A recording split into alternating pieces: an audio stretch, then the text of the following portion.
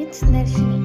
இன்றைக்கி நம்ம என்ன வீடியோ பார்க்க போகிறோம் அப்படின்னா குந்தன் கிளிப் தான் பண்ண போகிறோம். வாங்க வீடியோக்குள்ளே போய் பார்க்கலாம். ஃபர்ஸ்ட் நான் ஒரு ஹார்ட் ஷேப் கிளிப் எடுத்துகிட்டு அதோட சைடில் வந்துட்டு வி